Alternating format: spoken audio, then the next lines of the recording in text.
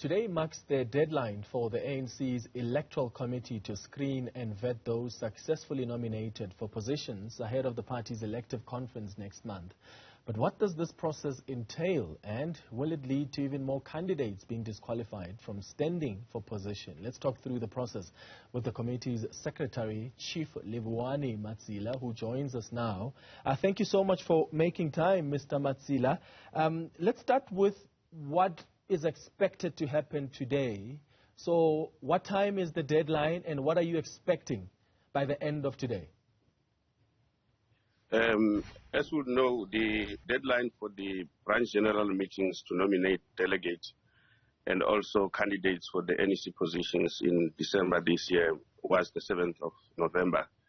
Subsequent to that, the electoral committee has been fully functional and operational to capture the nominations and consolidate them into a provincial list and also a national list, so that we have the outcome as to who has been successfully nominated to stand for the positions at the top 6 level and also the top 80 additional members. So that work has been done as we speak. The electoral committee had a meeting today where it has approved the consolidated nominations, where we now know who should be approached to accept a nomination for the top 6 positions. As such, that we'll do the vetting and screening between now and Monday, with a view to make an official announcement on Tuesday next week. What does it mean to be successfully nominated? What are the boxes to tick? The first box to tick is that for one to be considered to be a candidate or a nominee for any official position, you ought to be proposed by a province in terms of the ANC constitution. Being proposed by a province means that you ought to have received the highest number of nominations in a particular province. When that happens, then we tally all the nominations and come up with a top 3 candidates for each position. There are instances where, for instance, there are no top 3 candidates simply because the provinces will have nominated only 2 people for those positions. Therefore, there won't be top 3 as per the rules. Those will be such exceptions that we would have made as the electoral committee.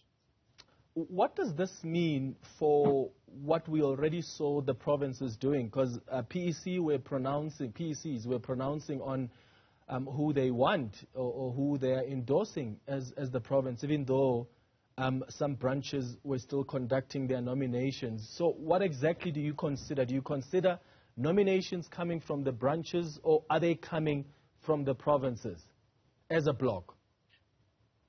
This is a conference of branches, the national conference. It's not the conference of PEC leaders.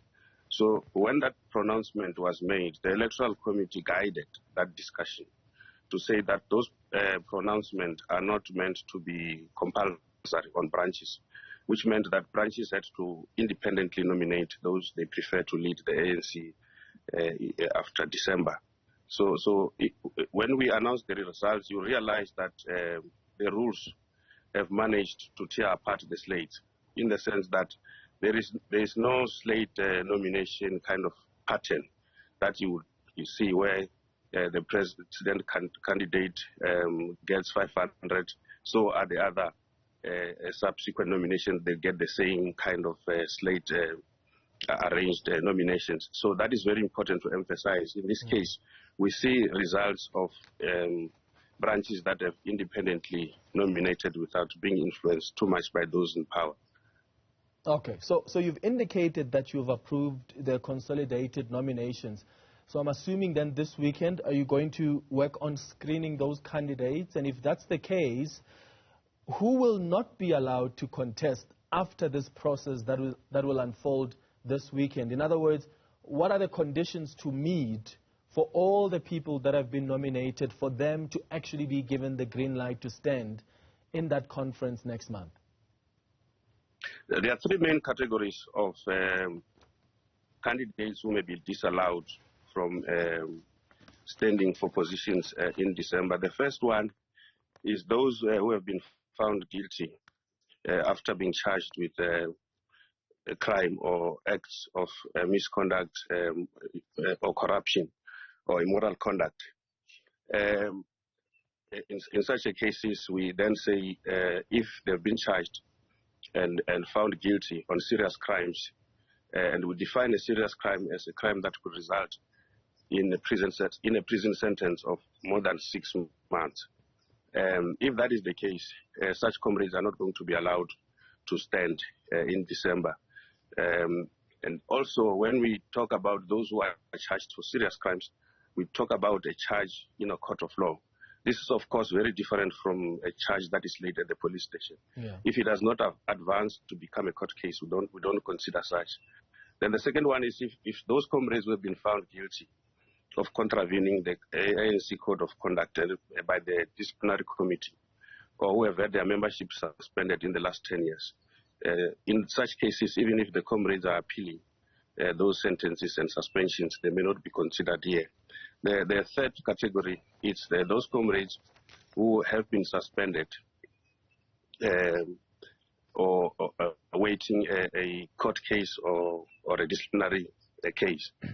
That includes those comrades who the Integrity Commission has summoned and they appeared, and their issues have been processed to an extent that the Integrity Commission will have made a ruling which says that they should be suspended from the party, or they should step aside from official or political position in terms of the step aside rule.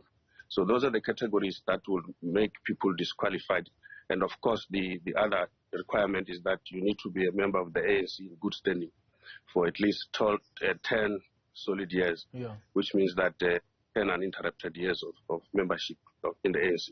So what about other matters that are still pending? So as you go through the screening of the candidates and you come across, say, Cyril Ramaphosa's name, who's been nominated by branches to run for the second term for ANC president, and you know that the Integrity Commission still hasn't finalized its report on President Cyril Ramaphosa, what do you do? Do you call the Integrity Commission to get clarity on what the finality is on this matter so that you process this particular candidate fully, and down the line you're not confronted with a situation where you've given someone the green light, the Integrity Commission comes with this finding that then affects their candidature? We'll request the Integrity Commission to furnish us with status reports on all matters before their consideration, so that we see which ones will then be subjected to the rules. Like I said, once they recommend that somebody should step aside, then as the electoral committee won't allow such a candidate to be made available for election in December. That's the only time during which we can entertain the matter. If the matter is still pending, we will then need to check with the Integrity Commission as to how soon can they finalize before December, before the 16th of December. If not, they will furnish us reasons why they need more time. But that's how we approach the work. Have all the candidates submitted their financial records? My understanding is that there are some, like Zweli Mkhize and Cyril Ramaphosa, and you can just clarify if that is correct, who still haven't submitted their financial records. Have they met with the committee to explain why, if that's the case, and is there a new deadline? We have approached them to, indicate to us as to when are they likely to make such disclosures as required, because the disclosures are indeed compulsory. Then they've indicated that they need a bit more time. We said, okay, we can give you more time because they had other issues to clarify in terms of, the information required and how to package it.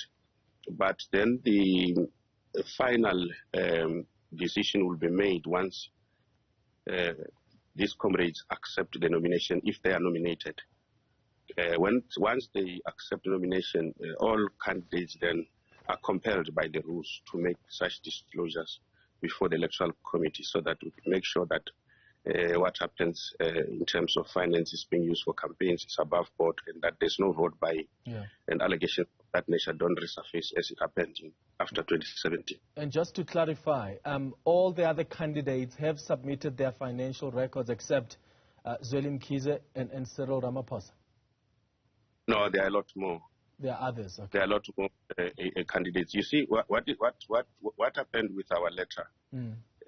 Our letter dealt with financial disclosures and declarations related to campaigning for nomination. Yeah. Some comrades are saying that we were not campaigning for nomination. We were waiting for us to be nominated, so that after we are nominated, we can campaign to be elected.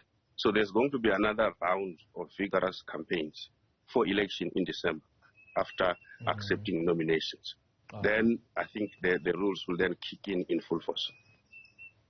All right. Thank you so much for making time. Chief Livhuwani Matsila is the ANC's Electoral Committee's secretary, just chatting to us there about some of the processes that would unfold. Very interesting that as the Electoral Committee, they will be contacting the Integrity Commission to get them to furnish them with reports on matters that are still pending. And you know, President Cyril Ramaphosa's matter is still pending. That report wasn't submitted before the NEC last week. And the Electoral Committee now says they are going to need that report as they screen and validate the nominations that they have received from branches.